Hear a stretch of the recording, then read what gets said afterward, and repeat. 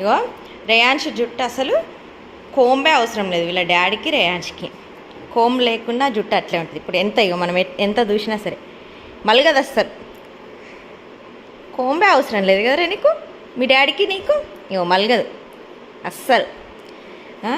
Straight జుట్టు ఉన్న వాళ్ళకేమో కర్లీ హెయిర్ కావాలనిపిస్తుంది, కర్లీ హెయిర్ ఉన్న వాళ్ళకి స్ట్రైట్ జుట్టు కావాలనిపిస్తుంది. ఇట్లా మలగని వాళ్ళకి మలగాలనిపిస్తుంది, మలిగేటోళ్ళకి మలగకుండా బాగుండనిపిస్తుంది.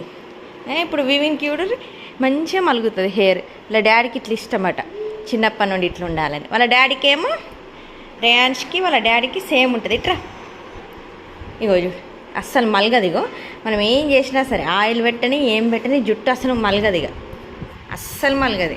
ఏం చెయ్యు కారా నీ జుట్టు అసలు మలగదు కదా. ఇంకో వివింది అయితే మంచిగా మలుగుతుంది, సగం కర్లీ సగం స్ట్రైట్ నా లెక్క వివింది. రేయాన్స్ జుట్టు ఏమో వాళ్ళ డాడీ లెక్క. నాకేమో మొత్తం స్ట్రైట్ ఉంటే బాగుండు అనిపిస్తుంది.